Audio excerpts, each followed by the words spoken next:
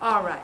There has to be some change. If you're discouraged about losing weight and you haven't even begun to start to change your diet and exercise plan, that's a little scary because there has to be some change.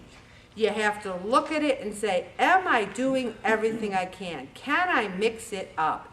You can never return to your former eating habits. You go away on vacation, 5-6 pounds, unless you're vigilant. There are people here that go away on vacation and they come back. When you say, I'll never eat this again, I'll never do that again, even like me, I said, I'm not going to do anything bad for 4 months. Did it work? No. And what the doctor says I have to do now is try to maintain a certain weight for a while and then drop my calories 100 a day. I lived for 3 years practically on 1,000, 1,200 calories a day. So as soon as I go to 1,300 or 1,400, I start gaining weight. That's not good. What I need to do is maintain, and then, you know what, I don't want to worry about it. I don't want to become fixated on it because then it becomes too important. And what's really important is loving and serving the Lord. We can focus on what we can do right now. I love this phrase. The key lies in moderate changes, patience, and unwavering belief in yourself. I believe in myself, and I'm proud of what I've done to get where I am today. I could maybe go and starve myself and eat nothing for 2 weeks and come in here and go, oh, I made my 140-pound goal. That's not reality. We want sustained change. And this next article is good news. All we ever hear about are people gaining weight back. Well, the CDC did some research and it said maintaining weight loss is not all that uncommon. Let me say it again. Maintaining weight loss is not all that uncommon. 6 out of 10 people who reported losing substantial amounts of weight successfully kept it off for over a year. I've kept my weight over a year. I can go around the room and point to people who've kept their weight off for over a year. Not surprisingly, though, people who didn't exercise or who spent more time in front of the TV or computer were more likely to gain the weight back. You have to do something. Gardening, great. Planting, great. Walking, bike, whatever it takes, great. But here's another thing I learned. Your body, let's say you do 20 minutes on your bike every day. Well, your body gets to the point where it's like, yeah, I know, so what else are you going to do for me? And then it wants a half hour on the bike every day to lose. And I'm not talking about maintaining. So if you've got a good exercise regime and you want to lose more weight, you might have to kick it up a notch. Also, you have to have breakfast.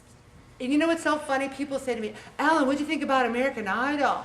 And I'm like, you know what? I didn't watch it this year. They're like, what? I mean, my kids used to not even call me because they knew I'd be voting. That's how into American Idol. Oh, no, I'm voting on American Idol. Don't call me. I didn't even watch it because I watch Jeopardy because I've mentioned it before. It's the only half hour worth watching on TV, and I do that on tape. Because when you're living your life and you're exercising and eating healthy and running a Pray It Off group and working, American Idol isn't as important. I don't sit there and watch any reality TV. I'm not judging anyone, but if you limit your time watching TV or go on the treadmill when you're watching it or go on the bike. Also, you can, now this is very important. It's a faith article about overcoming discouragement. And I want you guys to really read this on your own time because I loved it. I absolutely loved it.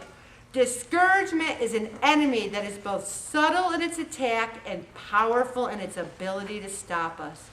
I can't tell you how many times people use the word, I'm so discouraged at the scale. I've got 2 people, and you know who you are, in mind because the 3 of us have lamented since January 1 about doing the right things and exercising. Stay with me on this, girls. Our vision for personal transformation, if we have this vision and we're not getting it, then we feel that we're discouraged. We start compiling information based on our senses. Well, I'm doing this and I'm not being successful, instead of on the promises of God. God wanted me to have a happy marriage with a son at 41 and a blended family. He did that. It's his plan. God wanted this group to be started. He did that. He wanted me to not weigh 371, 338 and get here. So I'm thinking, well, God, I know. And I said this one meeting. I think if I would have lost the weight easy, gotten down, I might have said, I'm kind of busy now. Maybe I'll disband the group. God does not want me to disband Pray It Off. He does. And I'm telling him right now, I won't. Okay? I won't. All right.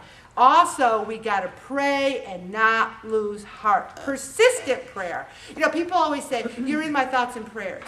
And I always used to say, are they really praying though?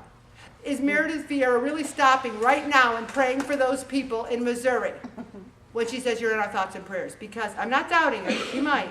But that's what we need to do. Not just we wake up in the morning, Lord, lead and guide me and help me. We go to work, help me to get along with everyone. Help me to say the right thing. Persistent. Pray without ceasing. We need to be persistent and trust God in spite of how things appear. Because there will be times when the glaring face of a negative reality, we're looking at it, and that's when our true faith arises. Like Pat says, when we have the bad things happening, then we say, wait a minute. Let me part through these clouds. There's Jesus Christ with his hand out saying, I've been there. I know how you feel. And he does. And there are times where we're going to be dog tired. Sometimes I say to Bob, I'm so tired. And sometimes I even use this phrase, which I never thought I would. I'm pushing 60. I never thought I'd say that phrase.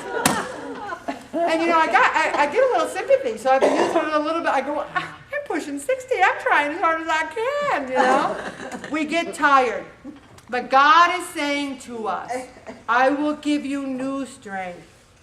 Let us not give up in the face of discouragement. There's a few people missing. They said, I'm discouraged. And I said, I'll let you take a couple weeks off. Nobody here. Don't get any ideas. But you got to come back for session 7. And they got serious, serious problems, so don't get any ideas. The thing is, we are going to hang in there.